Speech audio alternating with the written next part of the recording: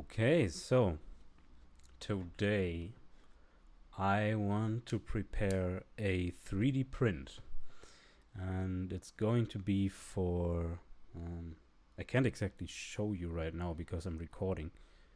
I might add a photo afterwards, but essentially I have a USB hub, a USB-C hub for my laptop, which I am recording on. And it kind of dangles around on my desk, and I hate this. So I thought I'd maybe try to bring some order into this using 3D printing, which is ultimately what 3D printing is about for me. I like to 3D print functional stuff. For example, I have, let me try to show you without. Okay, so I don't know if you can, I don't think you can tell. But you will in a minute when I disassemble this. It's a buckle side release belt. So forgive my bad camera acting here. But this is 3D printed and it works actually really well. I haven't installed it. This is for my backpack because I want to try and recreate the actual broken part, because this is functional, but it's different from the rest of the side buckles. And I can't just put, namely this part over here is broken, and I can't put this into the old sheath for it. So I first want to try and recreate that originally, but not today. This is a video for another day, but this is what I do with 3D printing. I think it's pretty neat because it allows for customized solutions. So what we're gonna try and do, I have, let me actually see if I can find this.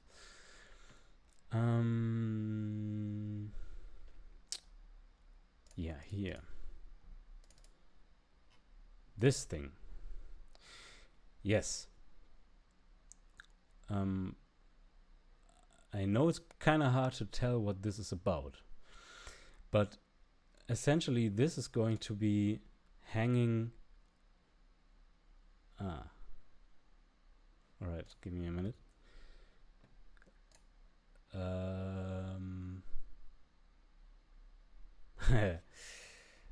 actually put a lot of effort to make a solid startup file. Yeah, let me try and copy that over.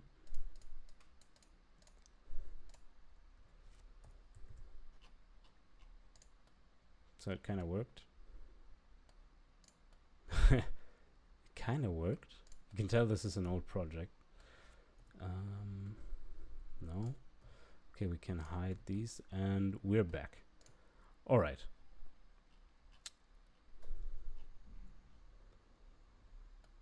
Oops, no.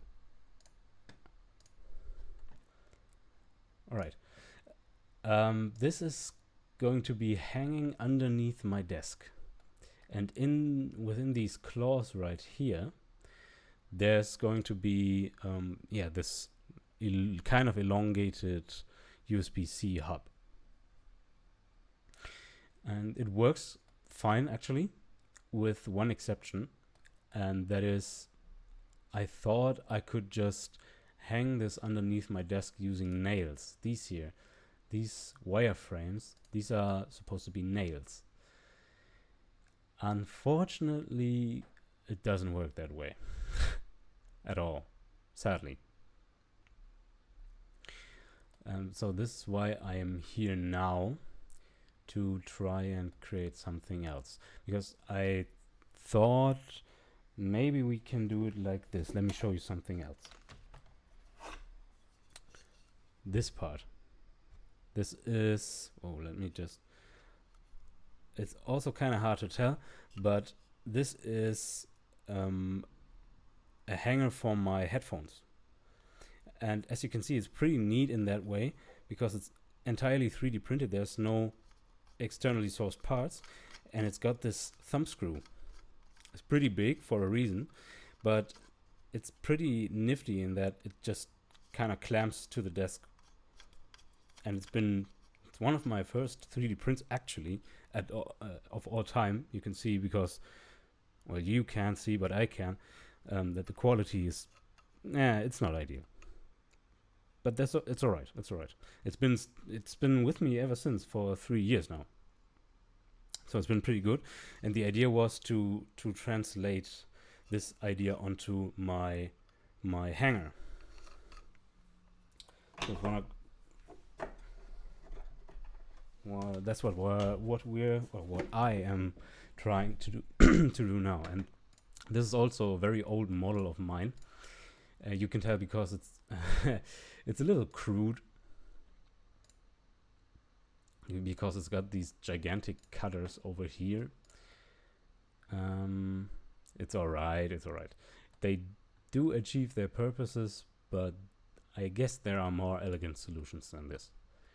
So we're gonna try and recreate this. I'm not just gonna try and modify this, although that would definitely be possible. I think I'm gonna recreate this because I have some more ideas. Yeah. And I'm gonna try my best at some commentary for you. I'm pretty new to all this stuff, so forgive me if I descend into mumbling. But yeah, have you ever tried playing the piano and singing at the same time? This isn't much different at all, actually. But I'm gonna use this as a reference because it did fit pretty well. It just doesn't, it's just not good for hanging, excuse me, to hang this on my desk.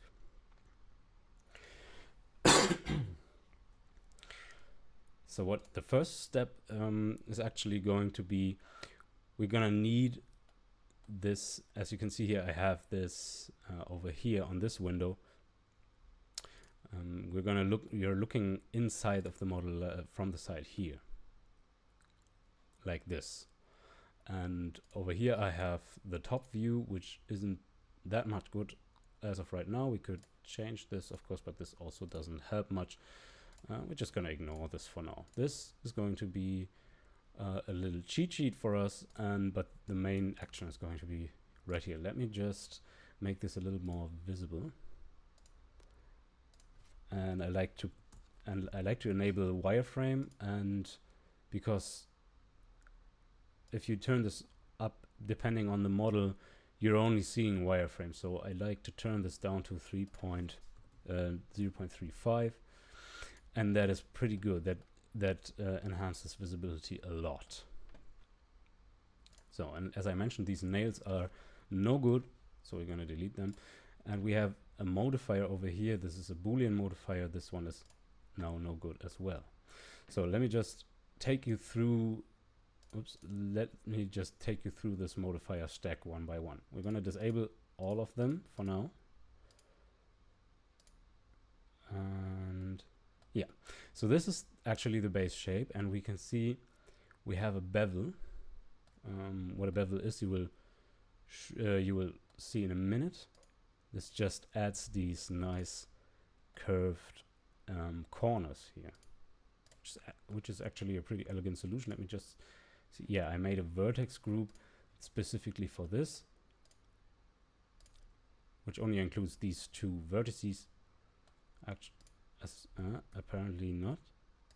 Oh, yeah. I just had these selected. Yeah, it includes these two vertices over here. And this bevel modifier only acts on these two vertices. So I think that's pretty neat. It's a pretty elegant solution. Right. This is just for cosmetic purposes. This actually serves no purpose at all, other than making it look better. So now it gets interesting. What is this shrink wrap modifier doing? I'm pretty interested in this as well. All right. This has got to do with this cutter. This is actually not a cutter. I thought it was. It's not. It's not a cutter. It's... So I think this is also really clever. It smooths out this transition over here. So if we... Let me disable these. This shrink wrap modifier, what it does, this is acting on these vertices over here. These, and of course the bottom ones as well. And what this modifier does, it checks, for example, this vertice, and it looks upward, straight up, and tries to find a surface, some kind of surface, and if it finds one, it'll tag this vertex up top on here. So let us see if that's correct. And indeed, this vertex did land up over here. And with this one as well, and so on and so forth. And this is why this simple rectangle over here has so many vertices. I think that's a really elegant solution, actually. I've never done this again. Ah, okay. On to the next one. This is again a shrink wrap modifier, and it acts on these vertices. They are actually hidden. Okay. This one, sorry. Yeah. Okay, so without the modifier, this would just look like this. And we have actually another hidden shape over here, and it does the exact same thing. So it takes these vertices, and this, in this case, it looks to the right, and tries to find a surface to tag these vertices on. And now in this case, it finds them, finds the surface,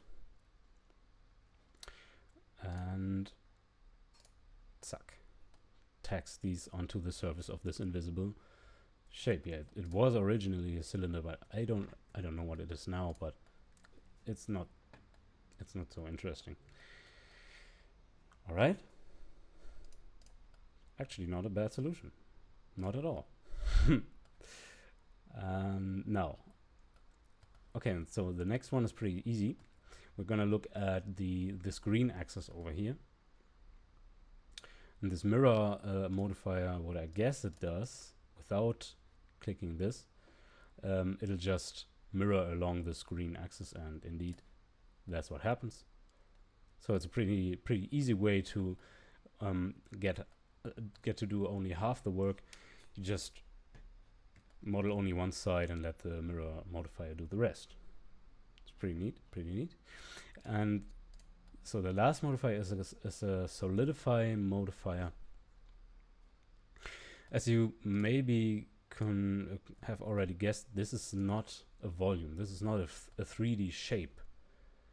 Or I guess it is a 3D shape, but it's not 3D printable for the sole reason because this is infinitely thin, if you can tell from this perspective. This does not have any thickness to it, so what we need is some thickness so that we can actually print this. And now this is all fine and dandy. What I want to mention here is quickly this is modeled especially with 3D printing in mind. So the way you would print this, there are actually two different ways you can print this. Because if you think about this, a 3D printer is just stacking layers of material on top of each other.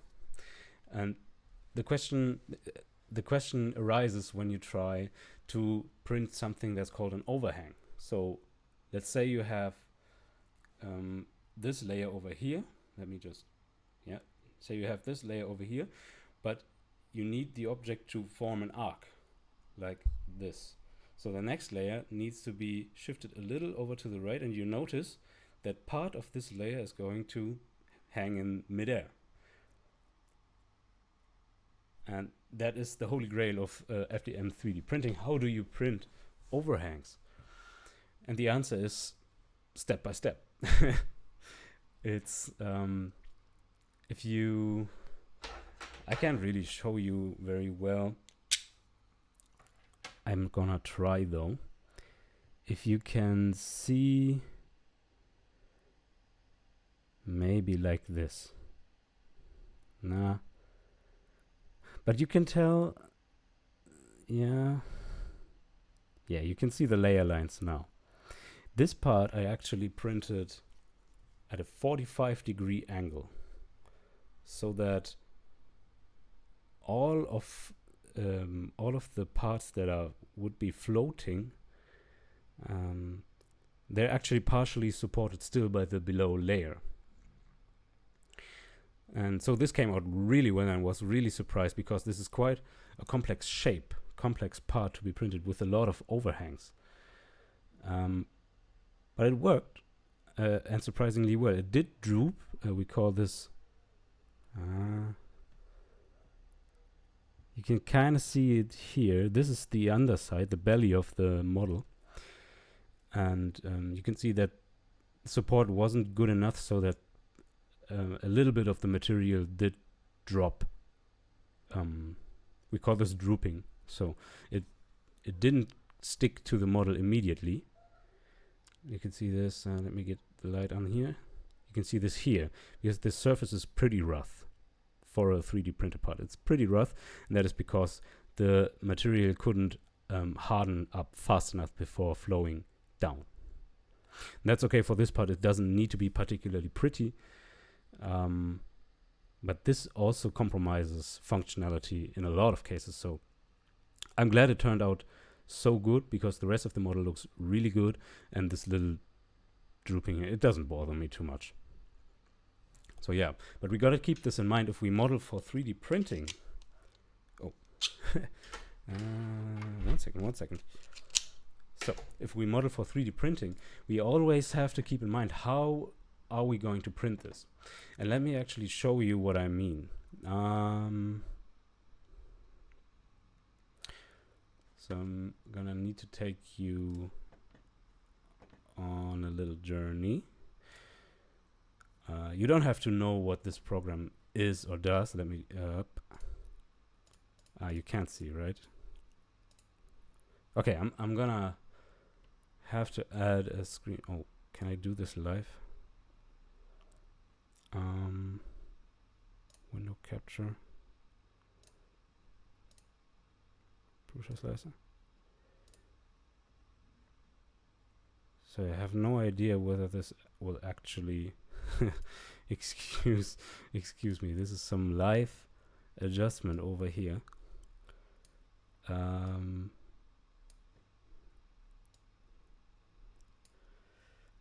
sure hope this works. Ta-da, there I am again. Okay, so this is this is pretty awkward. This is Prusa Slicer. This is the program we use to convert 3D models to actually printable files.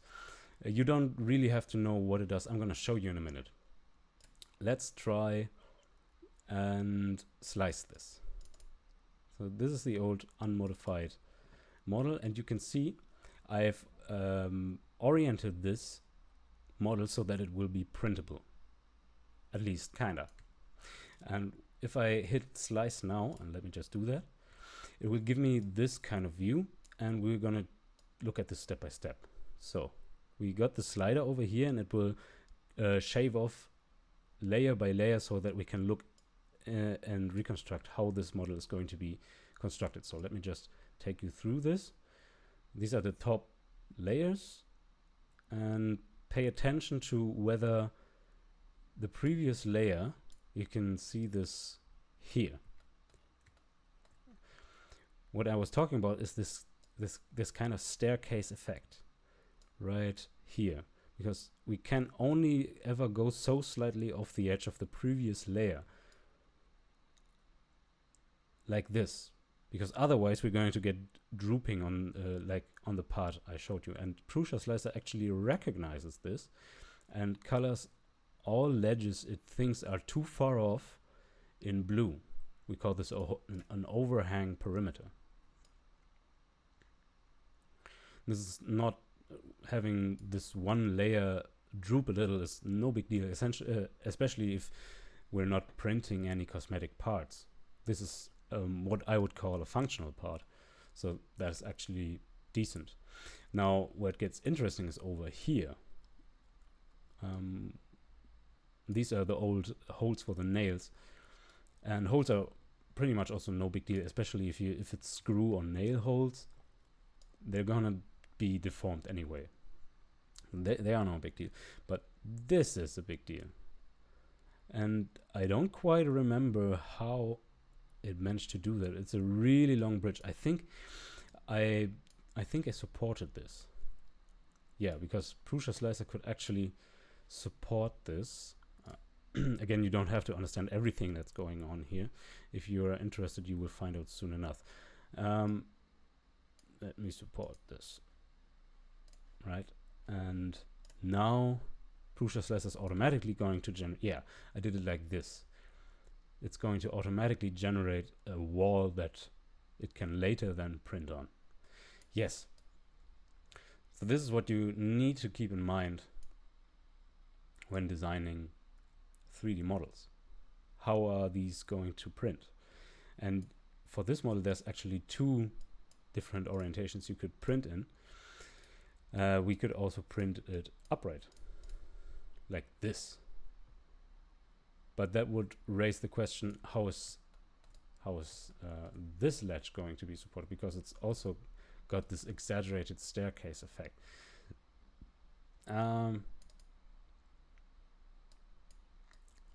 I wasn't particularly keen on printing it this way, but we could have modeled this part to be printable this way. If we had this, you can't really see it. If we had this ledge had a softer transition, like a really steep arc, in a Gothic church, for example. If we had a really steep and pointy arc, this would be perfectly printable upright. And we could also do the same for this and add a connection between these 2 tips over here. That would also be perfectly fine for the sake of functionality. And voila, we could have printed this upright. But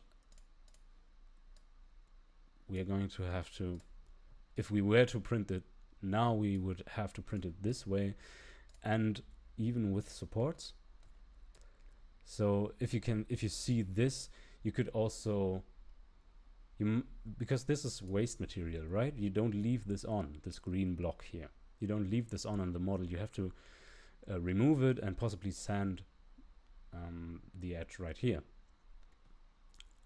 So you could also just model from the very beginning with this in mind, so that this can actually stay on the part and be of any use, so that you reduce waste. This is to keep in mind. It sounds really complicated, and it can get complicated, but we're gonna try. We're just gonna try. Okay, so that was my little course through, course into slicing. And we're gonna return to Blender to actually do some modeling now. So since I don't want this part exactly, I'm only really interested in the measurements, because I know that the measurements have been correct so far.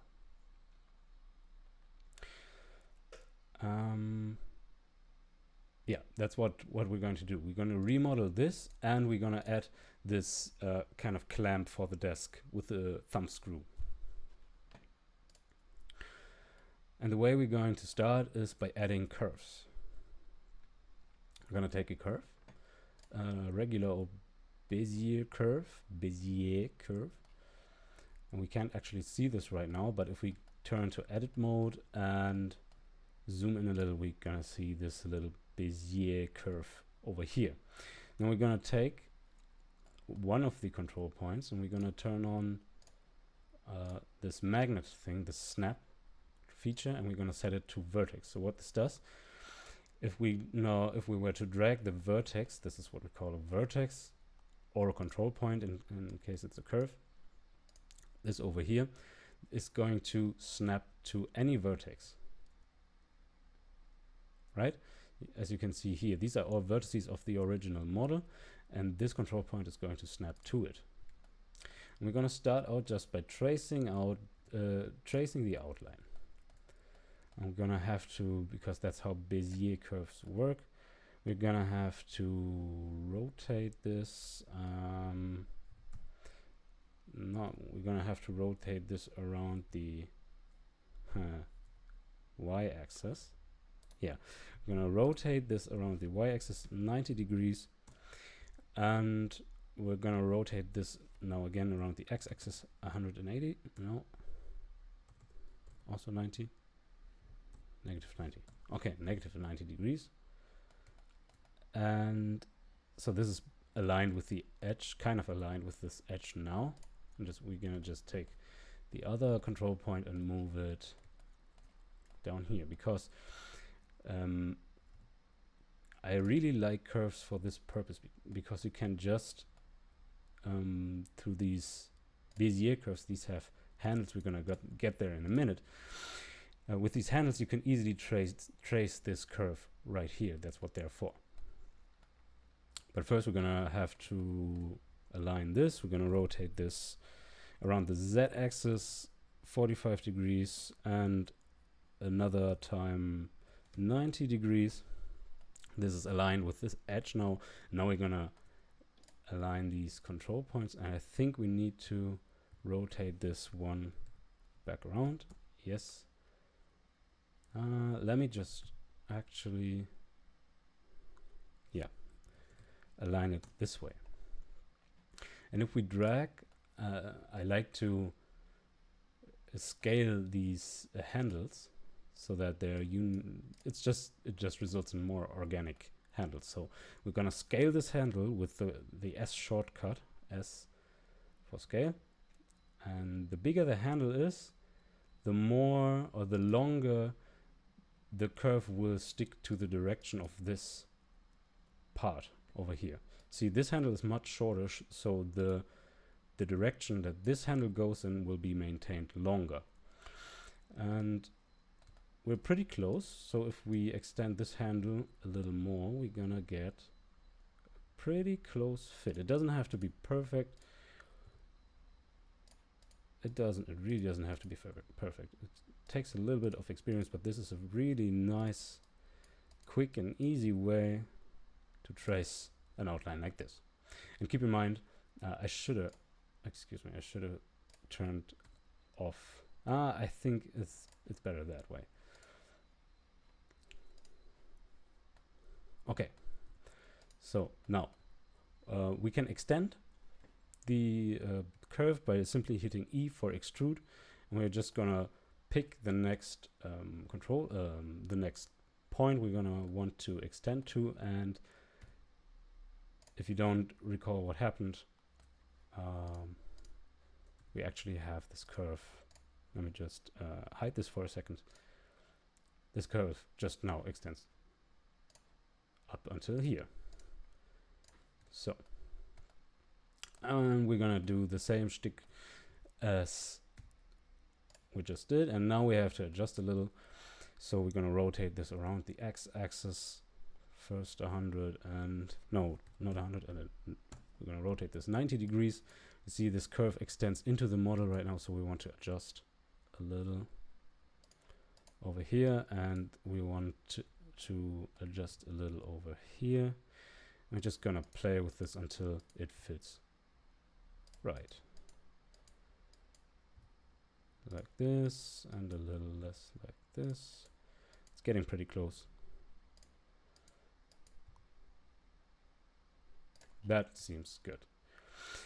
And off we go. Up top, this is pretty easy, we don't need to do anything. And now the next stop is over here. I'm gonna have to adjust again, rotate around the x-axis, another negative 90 degrees, and it looks like we're gonna have to increase the handle size over here a lot. It's kind of hard to see, I know, but you get used to it. You could also adjust the color scheme of Blender, but I've just gotten used to this. So this seems pretty good. Yeah, it does seem pretty good. Like this, yes. It can stay this way. And oh yeah, let me turn off this bevel, because it's not going to be necessary. Yes. we're gonna leave this off, and so we're gonna extend the curve just straight out until here. Now we have a nice little outline. And what we actually should do is because this jaw, it did work, but it didn't hold on very tight, to be honest. So what I would like is to add a little claw like down here. And now we're gonna have to look, because we don't have, the model doesn't extend this way, so we're gonna have to improvise a little. And the way we're gonna do that is we are going to hit N, so we get a little more detail about what we are having selected here. So if you notice, the information over here changes depending on what I select. And what I'm interested in now is the difference in the Y position of these two. And I've actually added a little clipboard so we can keep track of this more easily. So we have this at Y17 and something and Z3. And this is at Z0 and okay. We're just gonna copy these coordinates. This is the Y coordinate, and we're actually interested in the difference here. So we're gonna take these two, and the Z difference was just 3. Okay. So we want to actually this is the negative Y direction. So, and what we can, this is really neat for Blender. Actually, we need to extend this. It doesn't, where we put this doesn't matter. Actually, we can, this is actually not bad. Yeah. We want to snap to just the Y coordinate of this control point here, so we don't have to deal with that again. Yeah. And now we just need to subtract the 3, so we're gonna hit G and Z. So we only translate on the Z axis, and we can just enter -3, actually +3. Okay, hit enter. Now we just need to rotate this again, -90 degrees. Et voila, we're exactly on this height. Let me just check. Yeah, so if we're gonna hit G and Z, and if we then drag it over to here, we would snap to that vertices Z coordinate, and it doesn't change, so we're good over here. And this actually looks pretty good, I think. I think this looks pretty good. We can. It doesn't really have to be all that accurate, really. This is enough. So this is going to be our shape. What is this? This is, oh yeah, an empty. Never mind this, we're gonna hide this. So this is just our outline, the outline of our object. We have this C-type shape. You can see this over here. The C-type shape. We have 2 claws where we can slide our object in, and they will close behind this our object, and then hopefully hold on tight. All right. That was the first part, and I also need to know how long this is.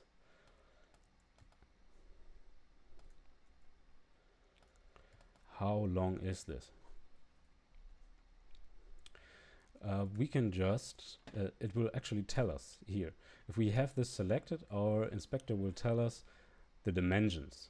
Dimension is this, and we're interested in the X dimension here. As you can see over up top, the red axis is the X axis, and if we change this, it will scale this automatically for us. But we're not interested in scaling it. We just want to know how long, and this is on 120 millimeters long. I know it says meters, but in reality this translates to millimeters. So what we actually can do here is add a modifier, and if this does not make any sense to you, that is a-okay. We're just gonna do it anyway. It's a screw modifier, and this does not look like anything we'd like. Bear with me. Just watch.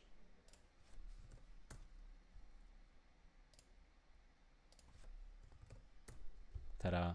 This is what and we only want this. So the screw modifier actually is intended to do something entirely different, but we can use this to extrude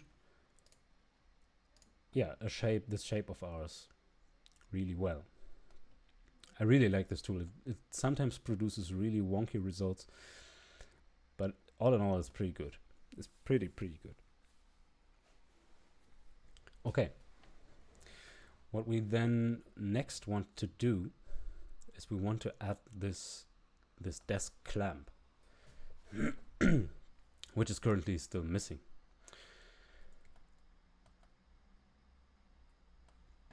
And the way we're going to do this, I'm going to turn this back off so that it gets more visible what I do.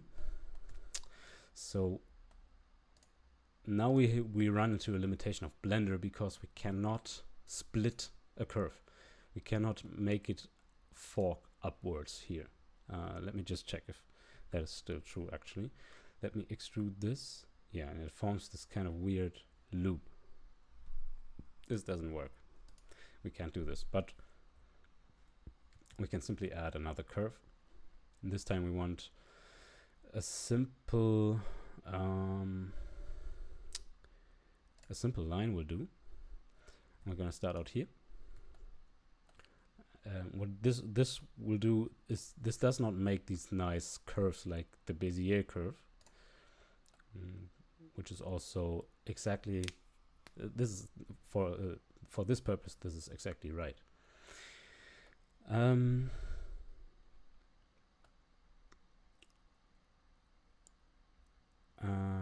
Yes, and actually I want this to be hanging underneath my desk, and it should not be protruding the edge. So this ledge over here, this ledge here, needs to extend way over there. So we're actually not going to start here. We are going to, we're actually going to start, I can't attach to here, right? Okay. What we can do, we will just, so that we can use the snap feature again, we will just hit Control C, and in this top window select the curve, top C, Control C, Control V. Just gonna duplicate this and hide the original. Now we right click in this panel and select Convert to Mesh. What this does is we have a mesh. This is a mesh that is made out of vertices, faces and edges, and now this line here is as well. And now we can hopefully snap to it. Yes, we can snap to this line. So we want the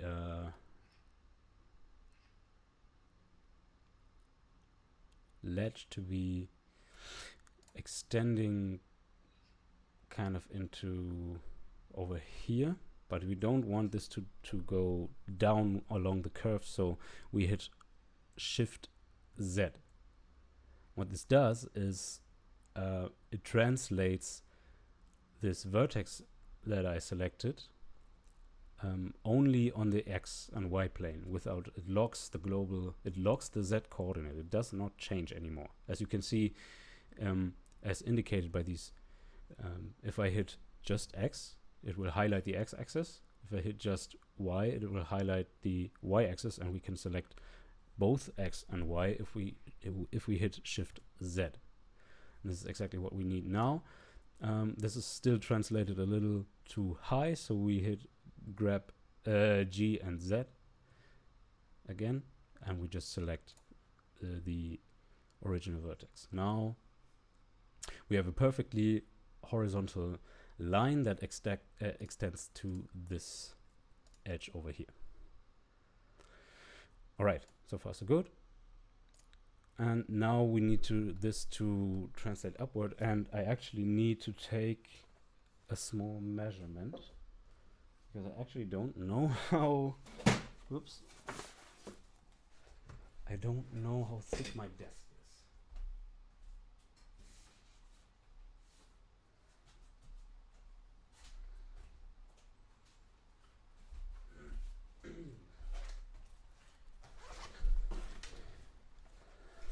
So, got a good old mathematics class ruler here. Just gonna take this measurement here, and my desk seems to be exactly 1.5 centimeters in thickness. So that's what we're gonna do.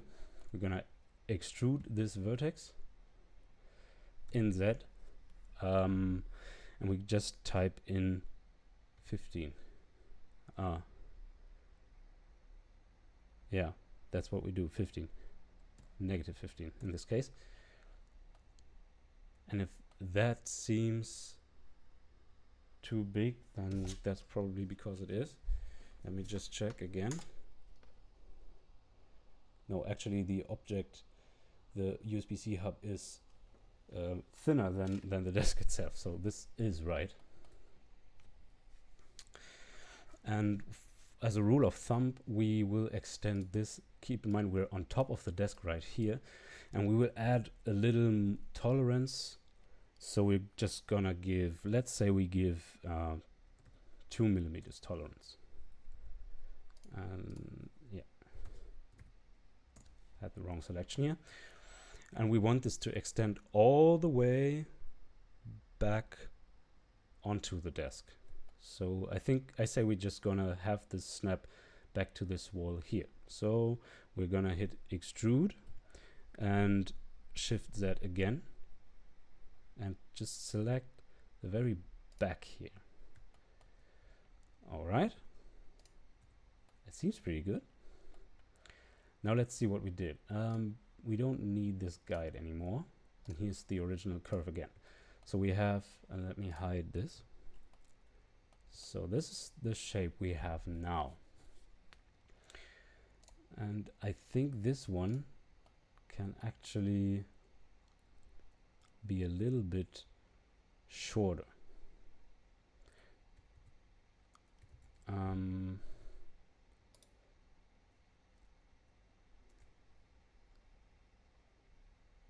Now let's actually leave this for now.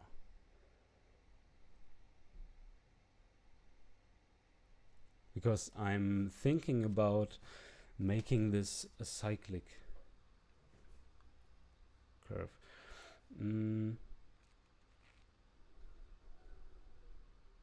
I think we're gonna leave this for now, as is. And since these are now two separate curves, we're gonna try and bring these together. If we can join objects by selecting both objects and hitting Control J. I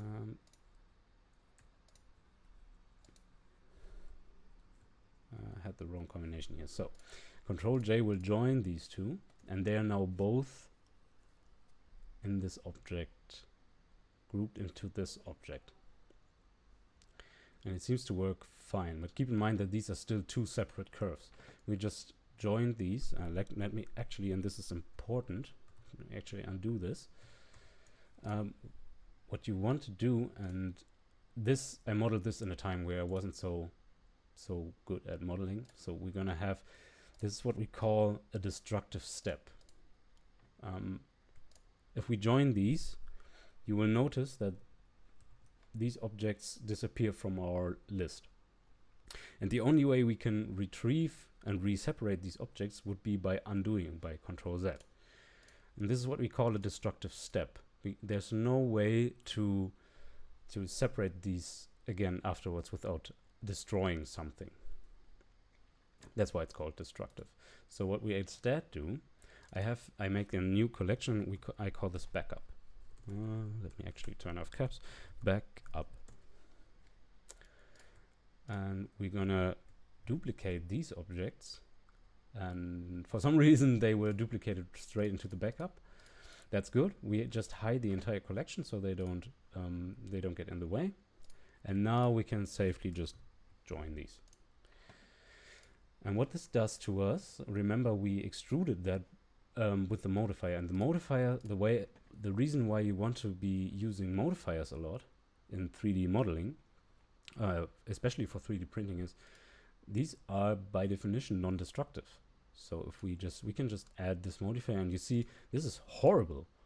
And if we just did this somehow manually, we would now be stuck with this shape. And if you hadn't made a backup, we would just have to work with this.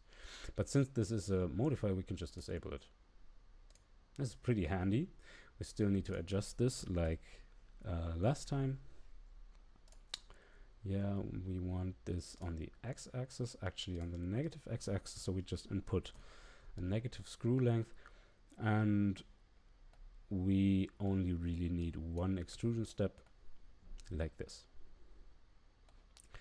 And we want to disable smooth shading.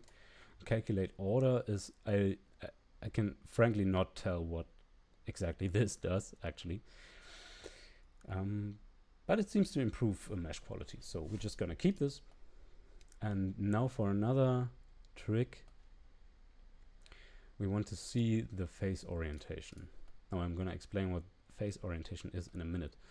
You can see there's the only important thing for now is that both sides are uniform in color. So we want this side of the model, so the underside of the top here and this wall and the outer shell here, we want this to be blue all the way, and we want the other side to be red all the way. And because we have this fork here in curves, there's a little bit of overlap. And why this is important, you will see when I add the solidify modifier. Because the solidify, again, this is an infinitely paper thin model right now, but with like this is infinitely thin. This is not printable. This makes it printable, right? And we can even say how thick this model has to be. And I'm gonna make these adjustments. So we want high quality and even thickness. And now we can adjust the thickness. And as you can see, this works pretty well with the exception of this overlap right here. But I don't think this is much of a concern, actually. Really, I don't think so. I think we can just leave this. Since we're not producing game assets or something, this overlap in mesh is likely not going to be of concern, because Prusa Slicer will take care of this for us. It won't, in other words, the Prusa Slicer will see to that the 3D printer will not try to print double material in here. So we can really just leave this. So we were lucky. There don't seem to be any defects aside from this expected one. And what I want to do now is to show this in edit mode. I want to make this a little smoother here. Or let's do something else for now. We will leave that for the last step. All in all, this looks pretty good, but as you can see, this is a lot of material. If we compare this to the old version, this one's more of a skeleton, really, compared to this. And oh yeah, that's important. The other model, yeah, that's really good. We trace the inside. Remember, the guide is on the inside of the model, and I actually forgot to adjust for that. Okay. which means we will have to just make this wall thickness negative, so it will extend outward. Actually, the solidify modifier has this offset parameter which would do the same right here. So this offset would dictate in which way the walls will extend. So we will actually use this now. This is by default set to -1. We're just going to invert this and it will do the very same. Magnificent, magnificent. So we can turn this off. This face orientation coloring is pretty irritating to me, and we're going to disable this one again. And now this looks really promising. Actually, I thought we would get more problems here, but inverting the wall thickness actually fixed the very problem I was attempting to fix a few minutes ago. But this is actually really good. We will actually keep it that way. All right, this is pretty good. And now that we have the base shape, we will need to ask ourselves the very questions I brought up at the very beginning. How are we going to print this? Because this object was optimized to be printed on this side, on its back, essentially. And that did work.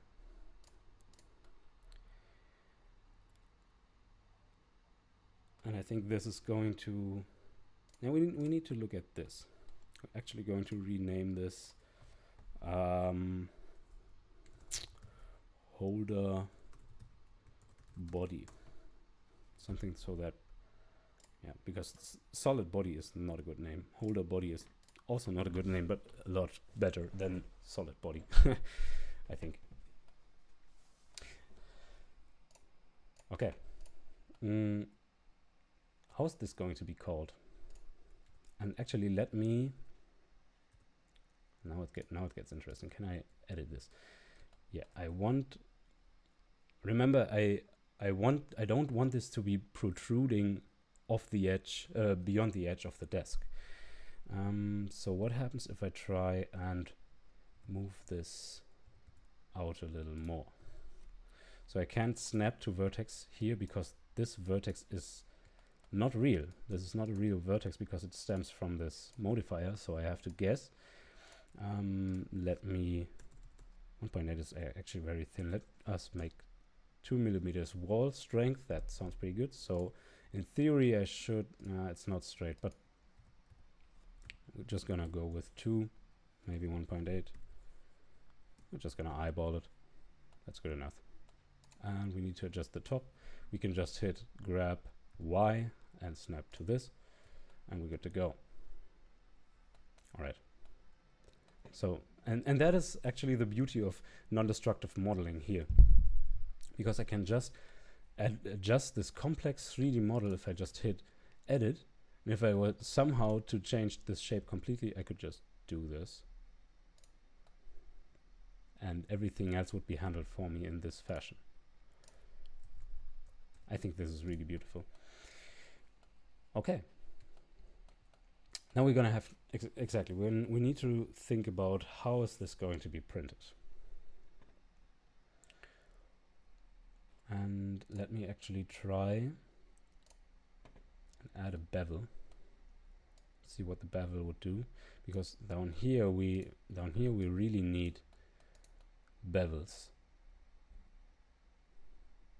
And I think having a bevel is never a bad idea, actually. So this is actually looking pretty good. We will set the segments to 5. What a bevel does, for in case you don't know, a bevel just rounds off the edges.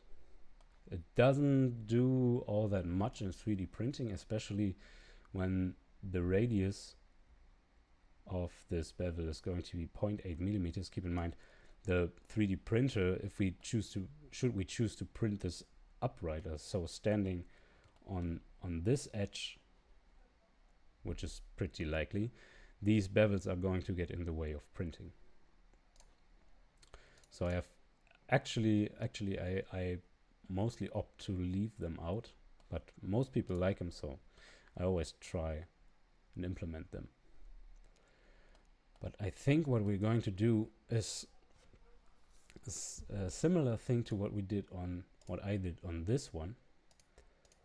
We just gonna add a giant cutter. I think that's what we're going to do. Yes.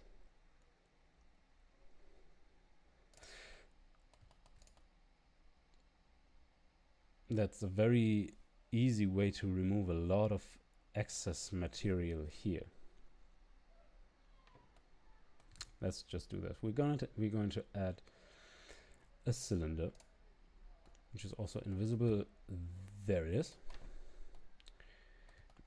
And we're gonna want to set the snap to center. So whenever we move this entire object, it will not snap with the nearest vertex, but with its center, which is still marked by this 3D cursor. It would be in there. So if I hit G and then put it over here, it's going to snap with its center on this vertex, as you can see in the top left panel pretty clearly. That's not exactly what I want. I want to only to move this on the Y-axis for now. So I hit G, Y, and then try to, let me disable this bevel here. It's getting in the way.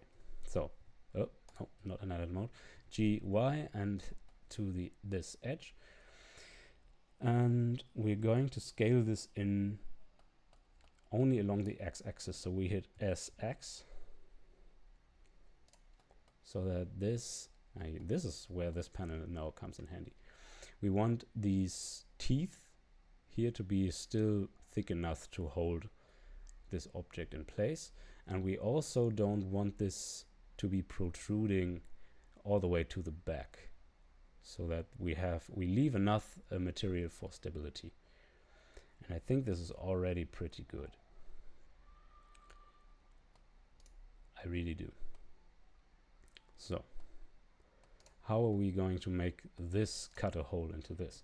So normally we would add a Boolean modifier, but since this is still not a mesh like this is a regular mesh. This is still just a bunch of curves.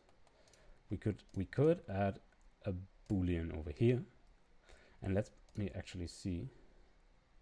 Yeah, I can also not add this curve object as a Boolean object over here. So we're gonna have to turn this into an object, and this is again a destructive step. Remember, we would have to hit convert to mesh.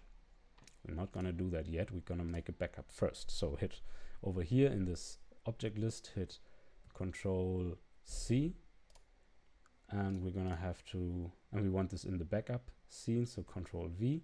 It's not gonna add this automatically this time, so we're just gonna drag it over here. And now we have a fallback object. This is still the curve object. You can see over here it tells you that this is a curve. And this is for example the symbol for mesh, and you're gonna see pay attention to this green icon over here. This is for curve, and now we hit convert to mesh, and it's changed into a mesh. I'm actually going to undo that because I forgot something. And you can also see this blue wrench icon. This is representative for having added modifiers. So we're gonna head to the modifiers tab, and what convert to mesh does, it applies these modifiers. Now, what is applying a modifier? If we just hit, let me disable the solidify and let me hit apply on the screw. This does not work, apparently. Cannot apply. Yeah, because this modifier is supposed to only work on meshes. Right. So we need to actually disable these modifiers completely. So we're left with this object only, and now we need to hit convert to mesh. Now these modifiers are gone, but we can re-add them. So first was screw modifier. And the reason why we want to do this, oh, that's actually a very interesting thing. Not what we need, but you go and figure what you could do with this. No, we want to add, I want to reset it like it was, like so. It was like this, and with only one extrusion step, perfect. Now this is the very same result, except that the base is now a mesh. And we want to re-add these because the entire point of having these modifiers is that we can change them later. And we actually, I really dislike smooth shading, for example. You can leave this, it's not mandatory, but I just dislike it. Just remember to hit calculate order. Again, I don't know what this does, but it says it's needed for meshes, but not for curves. And since we're working with mesh here, we're gonna enable this. And second was the solidify modifier. We had to set to 2 with even thickness and high quality normals. It seems to be set to the wrong side. Yes, like this. All right, we're back. Now what we can do, so we minimize these. We have a lot more options here, and we have this Boolean option. And it says it has 3 modes. We're interested in the difference mode. It's set to that already. And we're going to pick this cylinder object. It's still called cylinder. And it does some funky stuff. All right. That is this. It has 2 methods of working. And what you need to know about these is that exact is the go-to option, but it does not always work properly. So we're gonna head with this one. We're gonna see whether this worked well in a minute. So we're gonna hide this cylinder, and it did work, but it left some nasty edges. And that is probably because there's this overlap in meshes over here.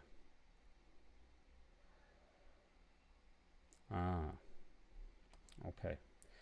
We can try to reorder these and have the Boolean over here. And this, I'm going to explain to you. Don't worry. Don't worry. Yeah, this did what I wanted. So the order of modifiers is important if you have not gathered this. So we're gonna disable these one by one. And what we do is we started with this shape, and then we extrude it in the X direction for 120 millimeters. Now we take the cylinder and cut a hole into this infinitely. Keep in mind this is infinitely thin. Cut a hole into this. Right? And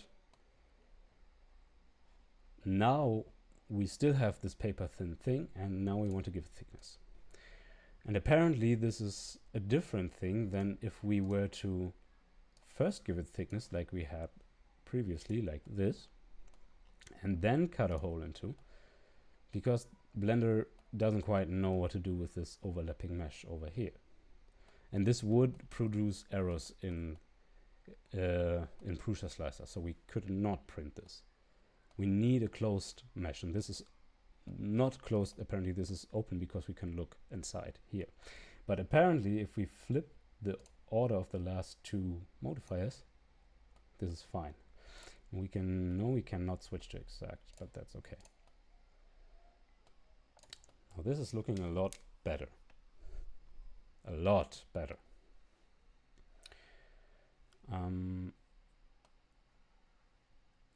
Yeah. And this is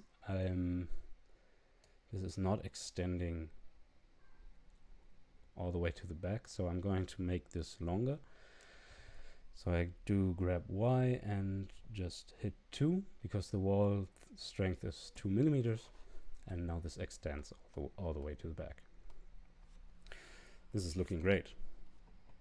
Now I want to make these corners smoother, rounder. So we're gonna add a bevel and set it to vertices. Just see what it does. It does nothing. All right, that's because this mesh is really confusing. So we do what I did on the old object.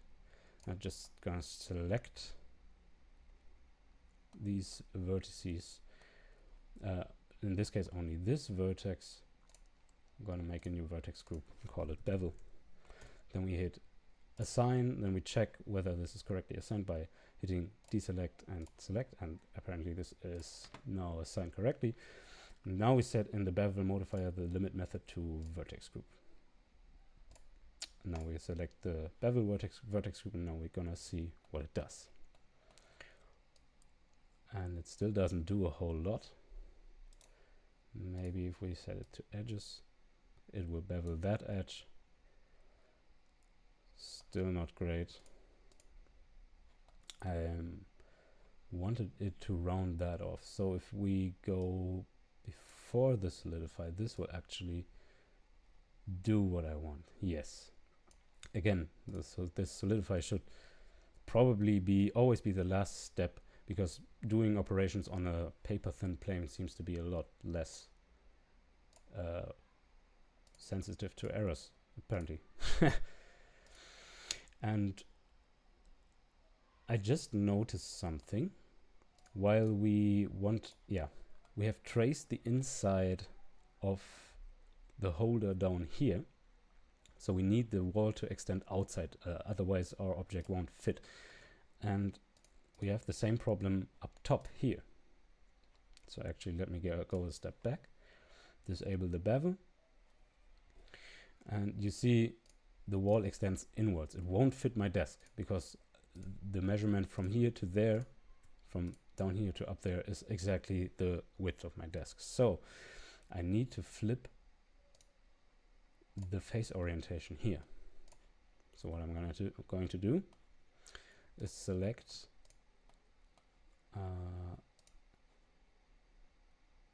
why doesn't it work? Oh, because there's no faces to select. I'm gonna select these edges, hit mesh, normals, flip, and it didn't do anything. All right. That's because these faces are not real. Okay, let me think how to solve this. We could, of course, do this, but that would flip the lower faces as well.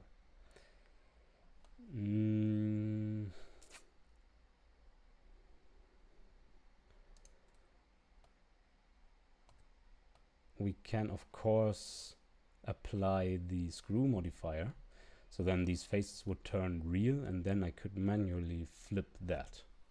So that's probably what I'm going to do. But I could also, let me check. Yeah, this is what I'm going to do. I'm just going to do this and explain later. What I'm doing right now is select all of these edges right here, and we actually don't want this edge. Gonna create another vertex group. We call this lower solidify. We don't forget to assign. Check. Assign correctly, yes. And while we're at it, we can also select these and make another vertex group. We call this upper solidify. Okay. Assign this, select, deselect as correctly assigned. Cool. So we want this one's actually not that interesting. We want this one to operate only on the lower solidify. So if we re-enter, if we leave edit mode and just enable this, you will see it has completely ignored the upper part, which is pretty good, because the upper part needs a separate solidify. So we're going to add another solidify, and it will only work on the upper part. So now we get control over both parts separately. I'm going to enable even thickness and high quality. And This one seems to have different problems.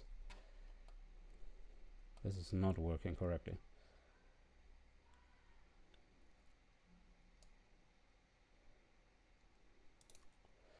That's a shame. But we can try a different method. Yes. So I'm not going to go into too much detail about the complex mode, but if you're having trouble with the simple mode, you can always enter complex mode and try to play around with this. It's probably going to work if you give it enough time, that is.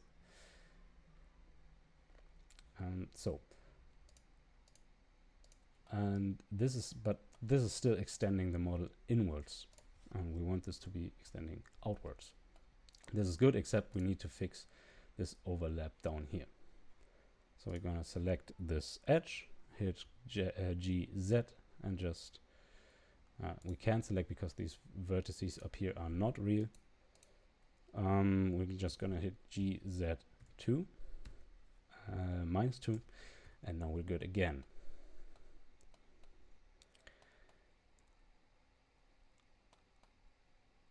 This is some funky stuff. This is really some funky stuff. Disable the Boolean for now. We're gonna apparently have to fix that later.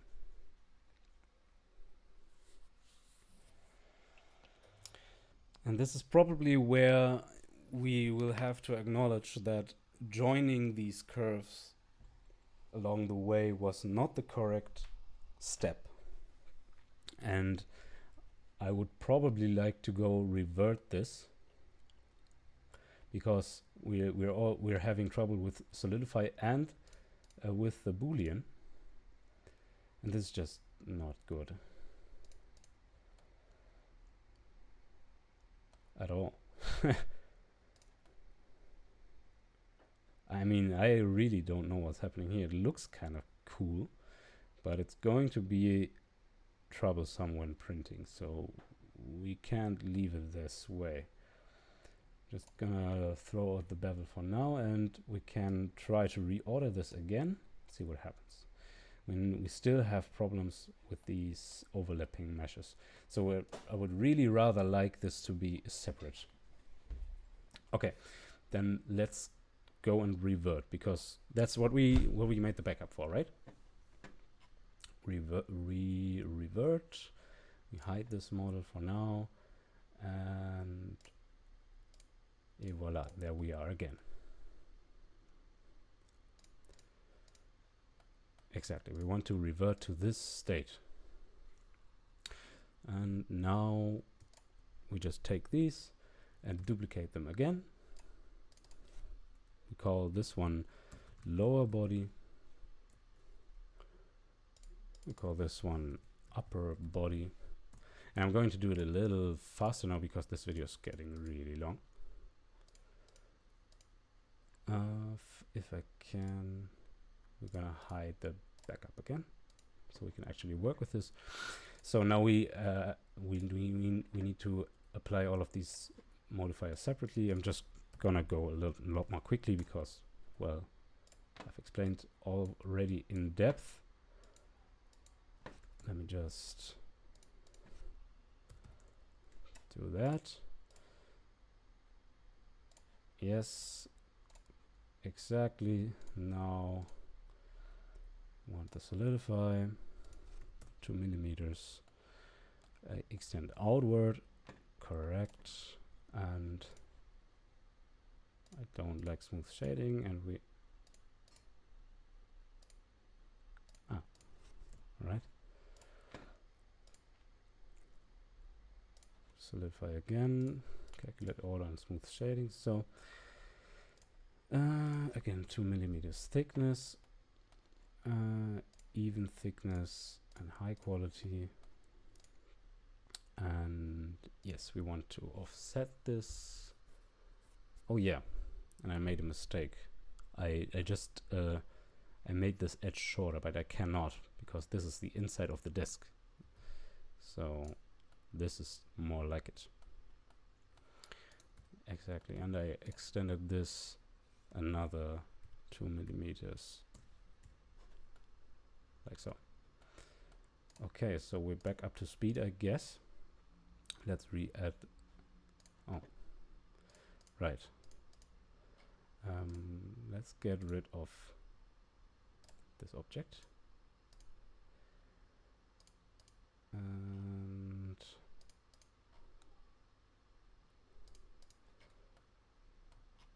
we can delete that. Apparently that's some kind of unused object. Okay, so this is our cutter. Remember this. We're gonna use this.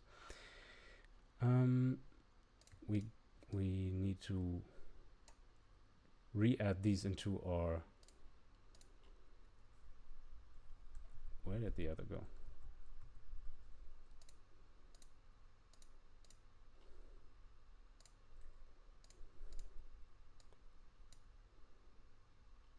The hell?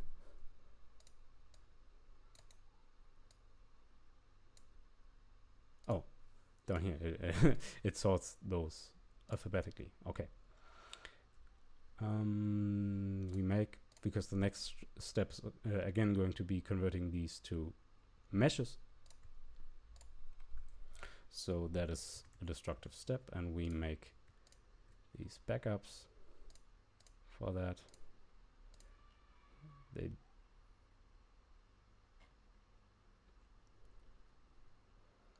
Where did they go?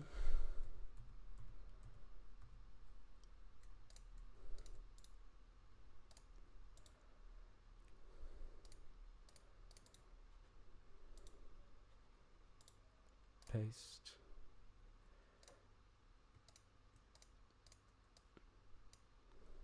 Okay. What the hell is this?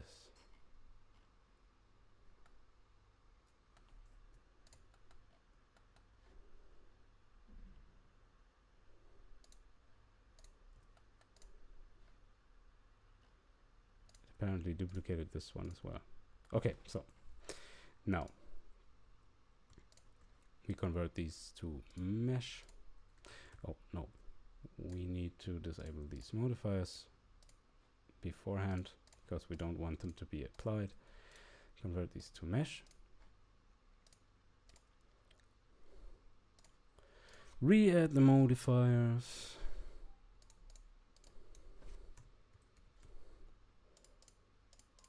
All right.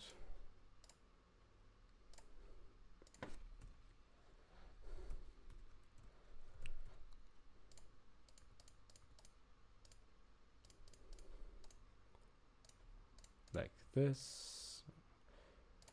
Take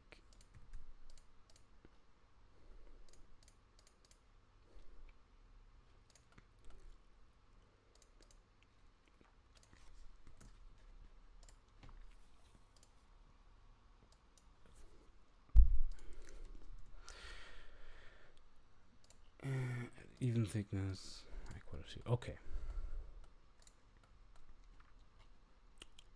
Now let's reintroduce finally the cutter. We have the cutter over here, and as you can see now, because these are two separate objects, the cutter's working as intended because there's no overlapping geometry. This technically is still overlapping geometry, but it doesn't have to look at it that way. It can look at both of these now separately. So we're going to add the cutter over here as well. Cylinder cutter. Oops, I'm sorry. And this is a lot better now.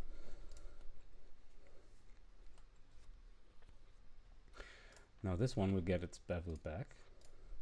Just gonna have to select this vertex again, make a new vertex group, call it bevel, assign this vertex, we have the correct vertex, go and get the bevel, set it to vertex group, and we want to bevel this. Oh yeah, we need to put this before solidify. Now it's working as intended. We want 5 bevel segments so it's nice and round. Something like this. That looks good. I think that looks good. All right. Actually, what would that do if it were just for all vertices? Nothing. It wouldn't do anything. Okay. So then, oh, sorry. No, this is not what we want.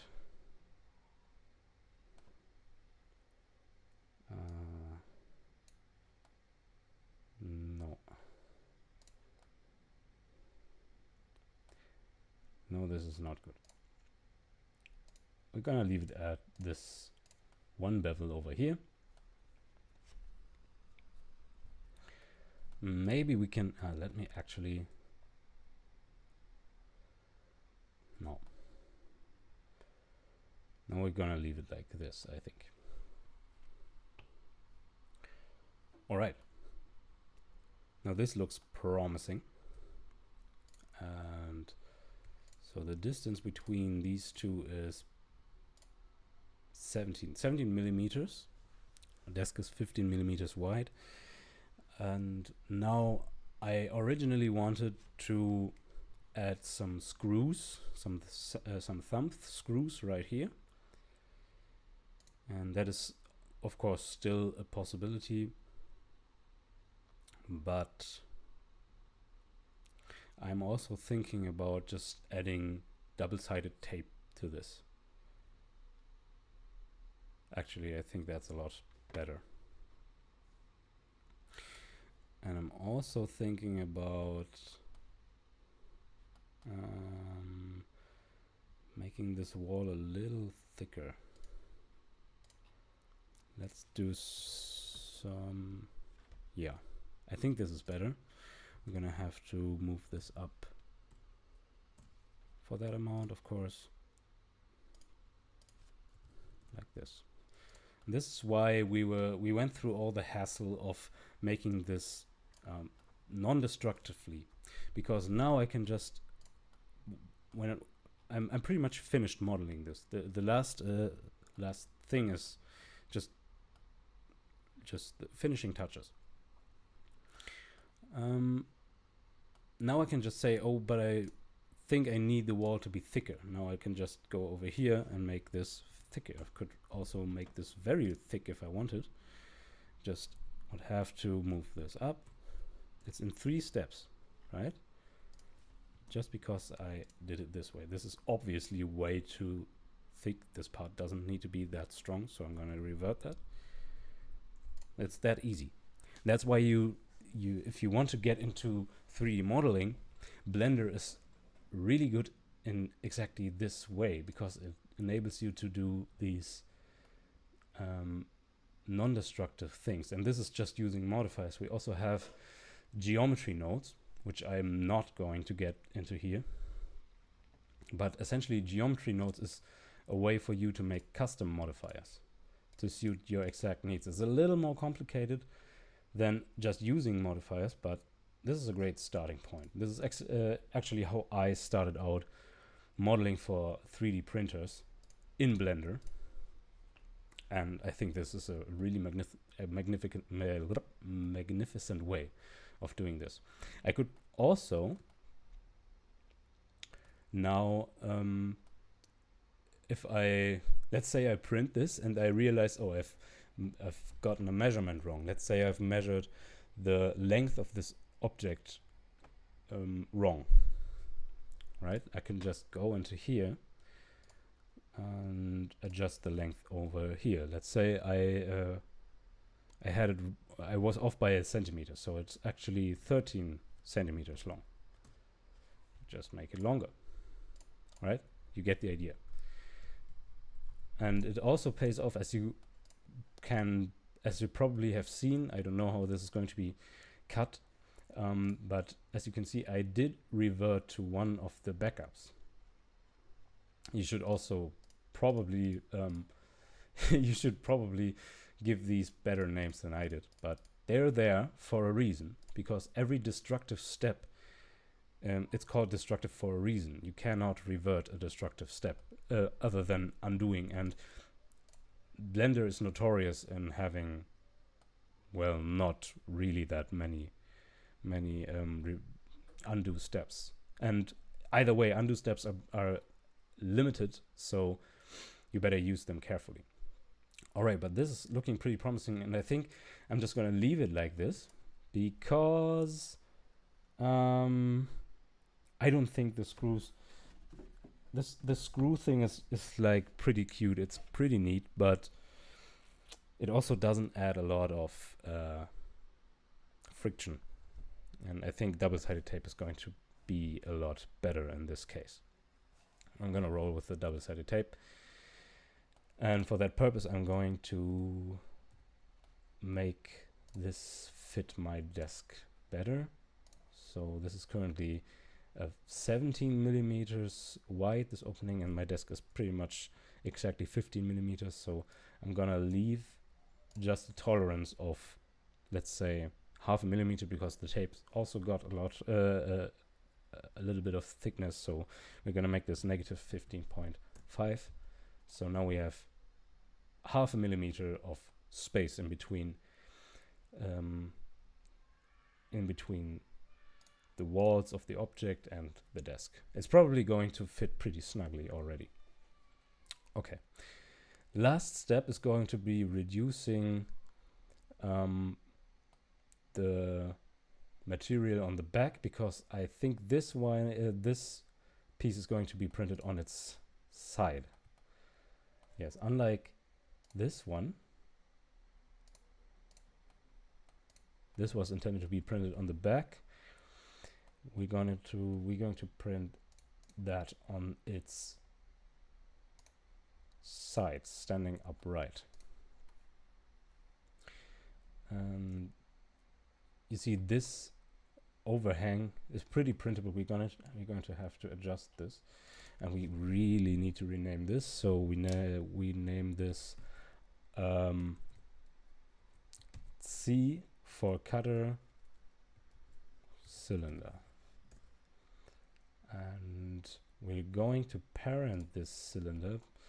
Parenting means that whenever I move this object now, the cylinder will follow. Now I can hide this, and I'm going to do the same to this. This is a way of grouping objects together without merging them. So whenever I move the upper part, everything just follows. The cylinder needs to be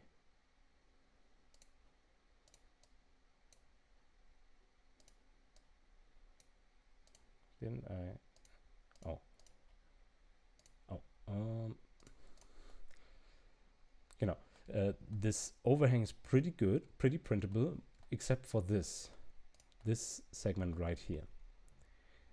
This is very horizontal, so we need to fix that. For that we're gonna take this cylinder, and we're simply going to move it a little outwards, like this. And of course we need to make it a little bigger now. Let me be a little bit more careful about this. And we also need to make this a little, I'd say we do it like this. That seems pretty reasonable to me.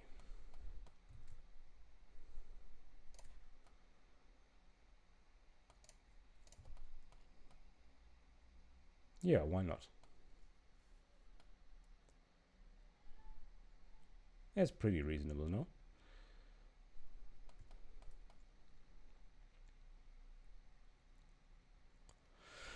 Okay.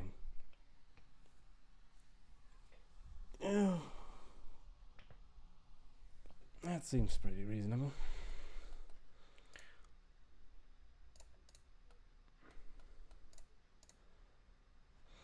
Oh yeah, and we can, for a little more convenience, we can also do a boolean now, do a union. Maybe they'll crash it. No. Okay. Like this. So what this did is this union modifier now pretends that this object is one object. As you can see, it comes at the cost of performance. All Boolean operations are very, very intense on the performance, so you gotta be careful with those. But they can do stuff like this. So now you can just hide the lower body altogether and look at this at once as one solid object. Okay. I think that's it. I was thinking about adding some claws on the side here, but I don't think that's going to help much. After all, it's supposed to be just holding this thing. It's not supposed to clamp it down. So maybe this is enough.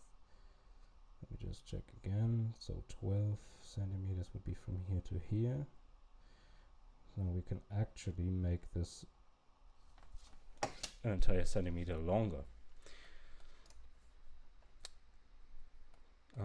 Let us take care of this. And we can change the lower part as well. Like this. Now we need to recenter the cutter, or rather recenter the object. I think recentering the object is more reasonable.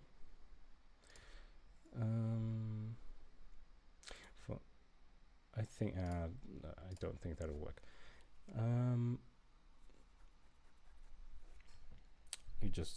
We made it 10 millimeters longer on each side. So to center this, we're going to need to move it over 5 millimeters on the x-axis and move this one back because it moved with it due to the parenting.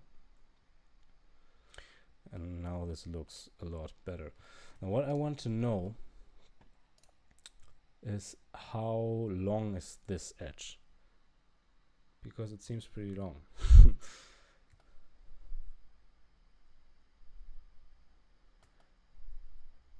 Oh, but it doesn't matter. It doesn't matter because this side isn't solid, because there's a gap in here. This should take care of everything else that is in the way. Still, we can, the bigger the cutter, the less material we use, so we can make this actually a little bit bigger. Let us take care of this like so.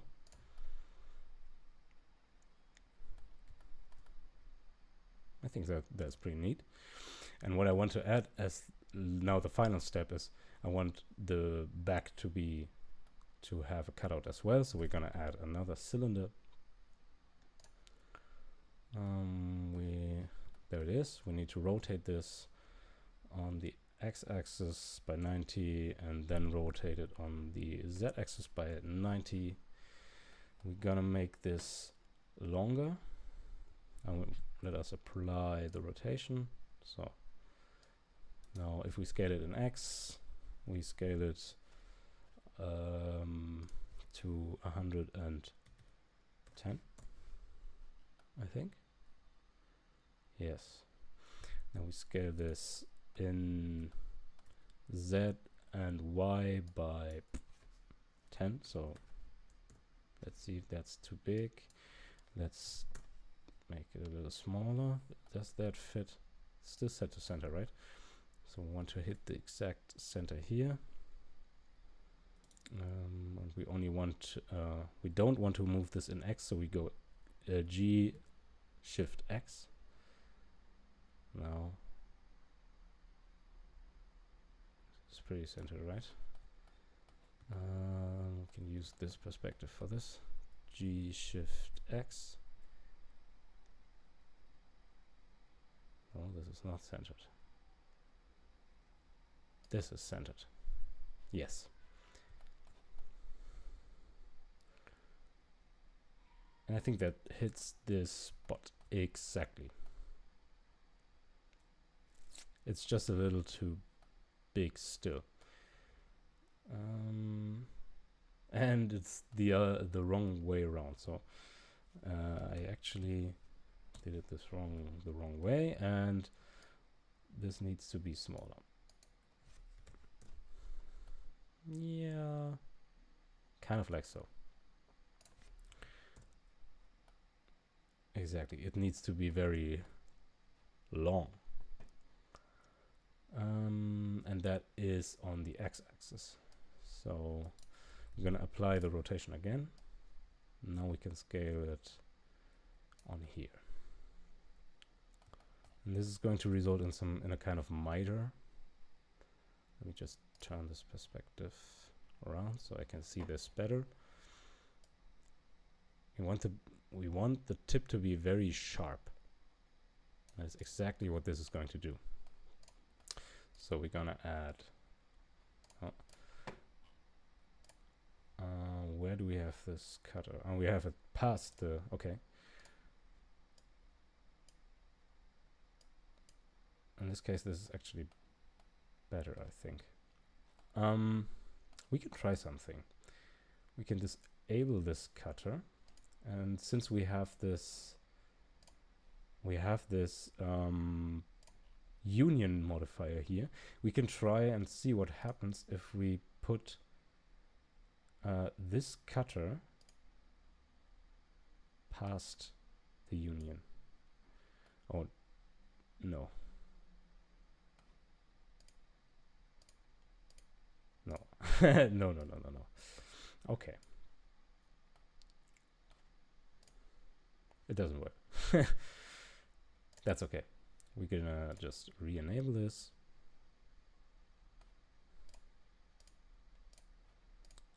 And this one seems to be... Well, it's no big deal. It's no big deal. I don't think it's a big deal. We could fix this by adding more segments, but I don't think I will. No, I don't think so. It's okay. It's okay, really.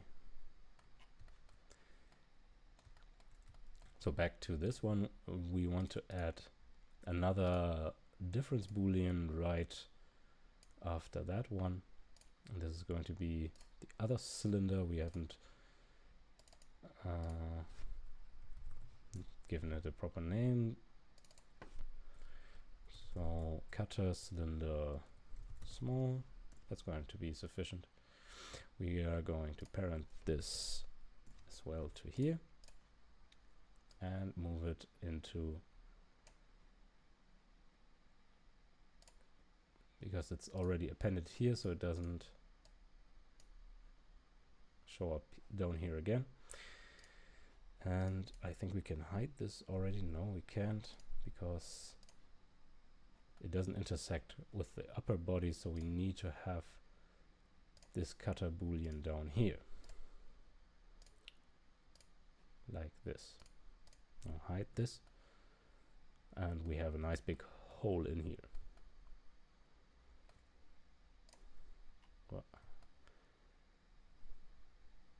Which is actually very centered. Nice. Now you can get more elaborate with your cutters, just for the sake of keeping this somehow into a manageable video length. I'm just going to leave it like this, and I think this is already enough because I can't see this back end anyway.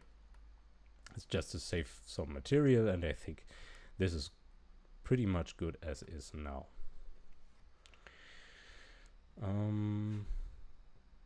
Yeah.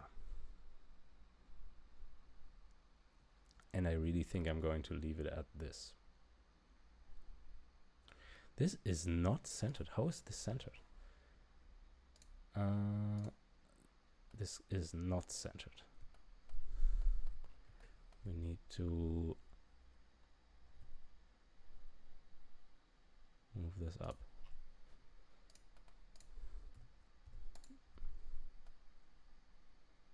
like this. That's more like it. So I'm gonna save this. It's the same USB dock mount. I like to name my iterations, so it's going to be USB dock mount v2. I'm gonna save this as a Blender file. And now, for the sake of testing, let's try to export this. We're gonna make sure that only this model is selected and outlined and nothing else is visible. And we're gonna hit File, Export, STL.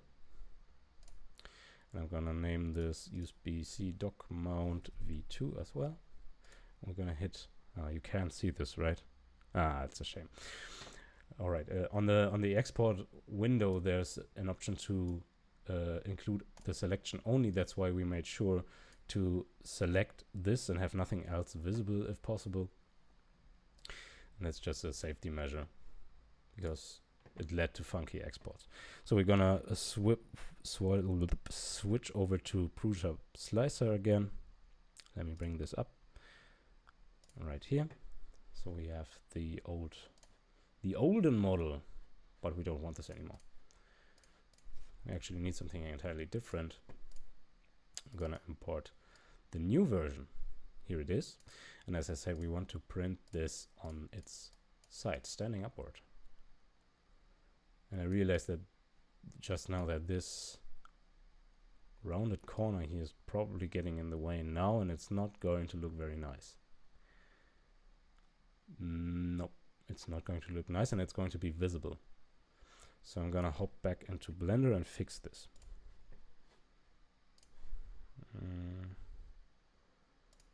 Like this. And that's pretty neat because all it takes is just disabling this modifier right now. So we're gonna, yes, save this again and export this again. Yada, yada, yada. Switch back into Prusa Slicer. Let me just quickly rename this. 1 second, please. This one's old and trash. Okay, so now go back into Prusa Slicer. This in full screen, and now we hit reload from disk. And ta-da!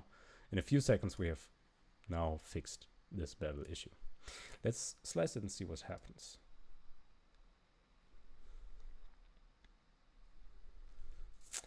To me, that looks pretty good. We could actually,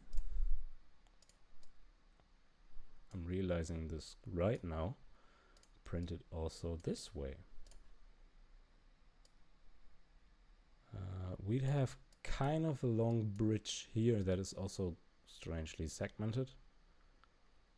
All right, that must be an export error. Oh well. We could be printing it this way. We could also be printing it this way, I think. Which would also result in some weird bridges, so this is not favorable. Keep in mind the blue parts are the so-called the floating parts of the mesh. No, we don't want this. This is actually perfectly fine printing on its side, and if you pay attention, down here we see the time it will take to print. These are actually the estimated print parameters. So we used filament in grams. It would take 22 grams of filament, which is not a lot, and the estimated cost would be 50 cents. And it would estimate that the printer would take just over an hour to print this, which is pretty fine. And in all the other orientations that would not have been much different. This takes just pretty much exactly an hour. What was the other orientation? This one. Yeah, so printing upright will only take 10 minutes longer, and we don't have any funny, oh, we actually do. But this is a manageable bridge. Yeah. See, because the 3D printer, this is actually, Prusa Slicer had actually this feature where it can actually show you how this layer is going to be. So we're going to go through this. This is pretty standard stuff. This is not much of much interest. Yeah, so it has these two ledges and a bridge of 15 millimeters, or a little bit more. And that is pretty manageable. 50 millimeters is not a lot. It's going to be visible, though. Visible that this is a bridge. But for one, I don't mind too much. This looks pretty good. So now there we have it, a customized solution. Granted, I was lucky that I had some measurements to work with already. But yeah, there we have a customized solution. This is an exact solution for my situation. I wanted to have a solution that fits my desk perfectly and fits this weird little USB-C hub perfectly, and that's what I got. And if I remember to, I'll also update with the finished product. We'll see in a minute. Yeah, I hope you found this somehow enjoyable, somehow interesting. And if you want to see more of that, you can subscribe to my channel. And I'm going to be hosting a Discord community. This is my alternative to Patreon, so I'm not going to make any kind of Patreon. All of my content will be viewable for all of you without exception. And if you feel like supporting me, you can join my Discord. This is actually as a Discord where you have to subscribe. So it's going to be, excuse me, it's going to be $5 a month. And yeah, you can support me this way, and you also get the chance to chat to me if you like to. I will respond to text messages whenever I have the time to do so, and who knows, this is going to be interesting. Maybe we'll have some calls, or we can have some live events. I don't know yet, but I would be interested to find out what this yields. So until then, have a good one, take care, and see you.